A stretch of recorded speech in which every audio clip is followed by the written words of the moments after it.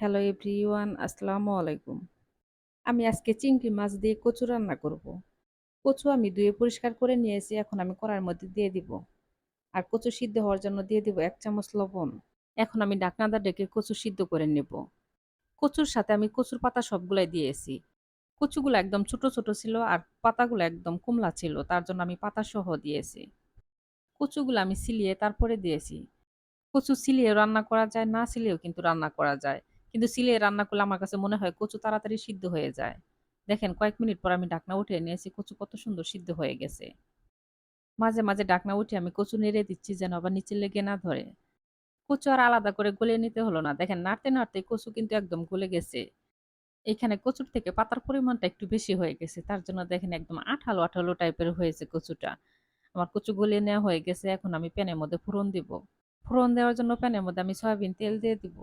তেলের মধ্যে দিয়ে দিব আস্ত জিরা। আস্ত জিরা আমি একটু তেলের মধ্যে ভেজে নিব আগে। জিরা ভেজে নিয়ে এখন আমি দিয়ে দিব পেঁয়াজ কুচি আর দিয়ে দিব রসুন। রসুন আমি থেতো করে নিয়েছি। থেতো করে দিলে দেখবেন যে ফোড়নের সুন্দর একটা স্মেল বের হবে। আর এখন আমি দিয়ে দিব কাঁচামরিচ কুচি।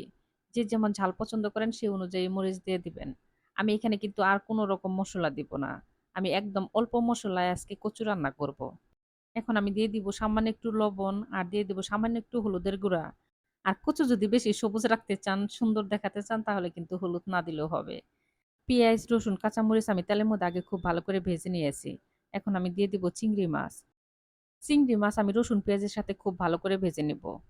চিংড়ি মাছ আমি রসুন পেঁয়াজের সাথে একদম ভাজা, ভাজা করে ফেলবো। চিংড়ি মাছ দেওয়ার পরে কিন্তু সাথে, সাথে কচু দেওয়া যাবে না। চিংড়ি মাছ খুব ভালো করে ভেজে নিবেন। তাহলে দেখবেন যে খুব মজা লাগবে। একদম কম মসলায় যে কচু রান্না এত মজা হয় আসলে না করলে কখনোই কিন্তু বুঝতে পারবেন না। আমি এইভাবে কচু রান্না করি মূলত রুটি দিয়ে খাওয়ার জন্য, কিন্তু গরম, গরম ভাতের সাথে দেখা গেছে যে একদম শেষ হয়ে গেছে। এখন আমি কচু শুধু ভাজতেই থাকবো। কারণ কচুর মধ্যে যেন কোনো রকম পানি না থাকে। ফোড়ন দেওয়ার পরে যদি সাথে, সাথে কচু নামিয়ে ফেলেন, কচুর মধ্যে যদি কোনো রকম পানি, পানি থাকে তাহলে দেখবেন যে কচু কিন্তু গলা চুলকাবে। কচু আমি নাড়তেই থাকবো। কারণ নিচে লেগে ধরলে কিন্তু স্বাদটা নষ্ট হয়ে যাবে। আর চুলার জাল আমি মাঝারি আঁচে রেখে তারপরে কচুটা ভেজে নেব।